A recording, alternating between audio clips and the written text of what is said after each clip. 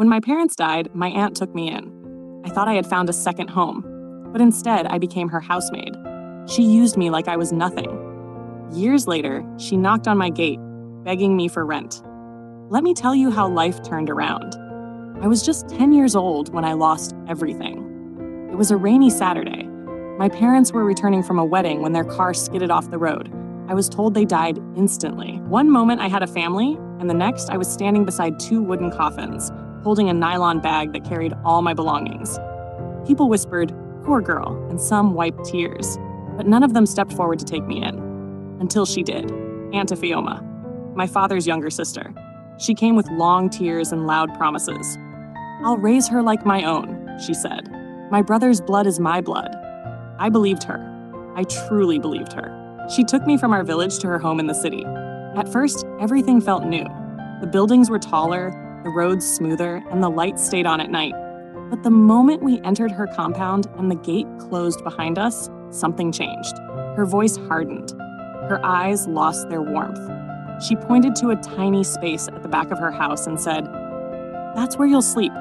Tomorrow you'll start work." "Work?" I asked quietly.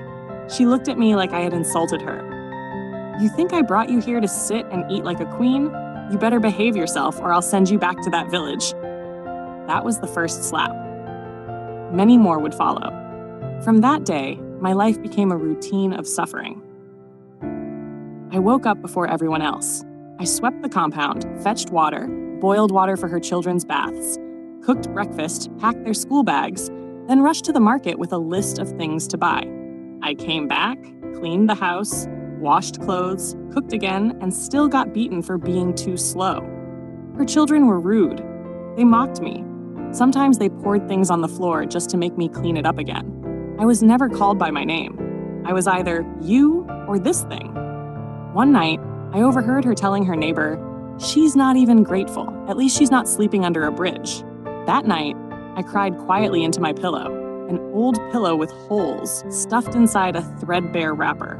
I missed my parents. I missed my old life. I missed being loved. But no matter how bad it got, I never stopped hoping. Somehow, deep inside me, I still believed something better was coming. When her children went to school, I would peep through the window and watch them laugh in their clean uniforms. I wanted to go to school too. One day I gathered courage and asked her. She stared at me like I had gone mad. "School? For what? Are you not eating? Do you know how much school fees cost?" The slap that followed made me dizzy. That night, I couldn't sleep. I lay on my mat and stared at the ceiling, listening to the hum of the fan in her children's room. I wanted more than this life, but I had no one. No money. No helper. Then one afternoon, I found her old textbooks in a plastic container behind the house. My heart raced. I picked up one and flipped through it. I didn't know everything inside, but I recognized letters, numbers, even pictures. That night, after everyone had slept, I lit a candle and began reading. It became my secret world. While the house was silent, I taught myself how to read and write. Every night, I learned a little more. It gave me peace. It gave me strength. When I turned 16, something happened that changed my life forever. A woman named Sister Grace came to our compound for a church outreach. She brought food, clothes, and small gifts for children. When she saw me carrying a bucket of water with sweat running down my face, she stopped me. "What's your name?" she asked gently. "Chidinma," I whispered. She looked at me like I mattered. "You look tired. Are you okay?" That question almost broke me. I wasn't used to kindness. I didn't even know how to answer. I just nodded. She started coming around more often. Each time, she brought something for me: a wrapper, slippers, snacks. One day, she asked if I would like to learn something. I said yes, before I even knew what she meant. She offered to teach me tailoring. She had a small shop where she made clothes, and she said I could come every weekend. When she spoke to Aunt Ifeoma about it, my aunt rolled her eyes. "She has work to do in this house," she said. But when Sister Grace mentioned she'd pay $2,000 monthly just to let me come on Saturdays, my aunt agreed. Of course, not because she cared about me, but because she wanted the money. And that was how I stepped into my destiny. Sister Grace's shop became my escape. The moment I touched the sewing machine, I felt something unlock inside me. She taught me how to take measurements, cut fabric, stitch, and finish clothes neatly. I picked up everything fast. She was amazed. "You're a natural," she said once. "God gave you this gift." For the first time in years, I smiled. Not because I was told to, but because I felt proud. Every Saturday, I worked harder. I practiced at night with needle and thread. I even started sewing small things for my aunt's children, secretly, without her knowing. By the time I turned 19, I had completed my training. Sister Grace helped me find a tiny space to start, a small wooden kiosk with one old machine. It wasn't much, but it was mine. The first few months in my kiosk were hard. Some customers looked down on me. Some brought their own materials and never came back for their clothes. Others bargained too much, trying to pay me peanuts. But I didn't stop. I stayed focused, worked long hours, and treated every customer with respect. My stitches were clean, and my designs were sharp. Word started spreading. One day, a woman came to me with a torn dress. I repaired it so well that she hugged me. She was the personal assistant to a local fashion influencer. She told her boss about me. That's how it started. Within a year, I moved from a kiosk to a small shop with 2 machines. I hired an assistant, a girl just like I used to be, looking for a chance. I treated her with kindness. I taught her the way Sister Grace taught me. My business grew.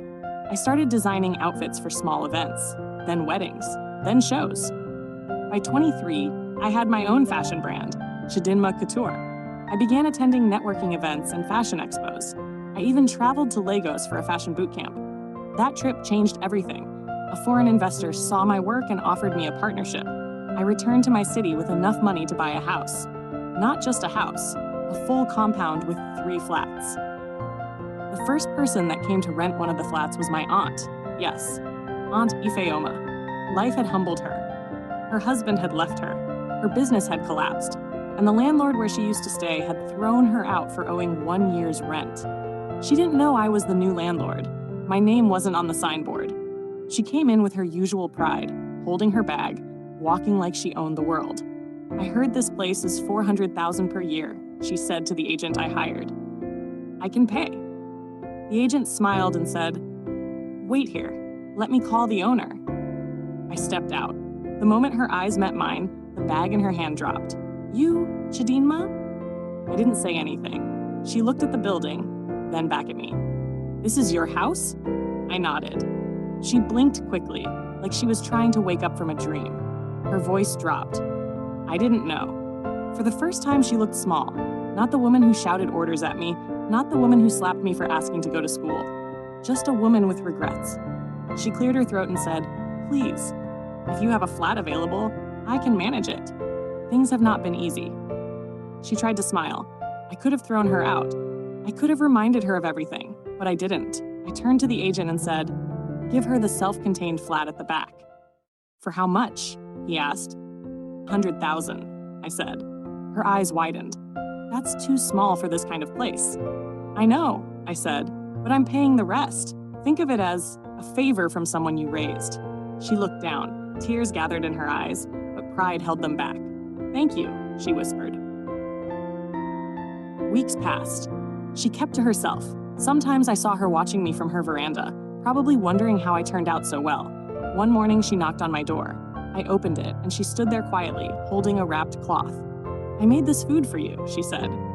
"It's not much, but I just wanted to thank you. And I'm sorry for everything." She lowered her head. I stood there looking at her, the woman who once treated me like a maid, now saying sorry. I took the food and said, "Thank you." That night, I sat alone and cried. Not because I was sad, but because I had healed. I had grown, and I didn't need revenge to feel strong. Sometimes the best revenge is success, but the true victory is becoming nothing like those who hurt you. I was raised in pain, but I chose to rise in love, and now I live in peace.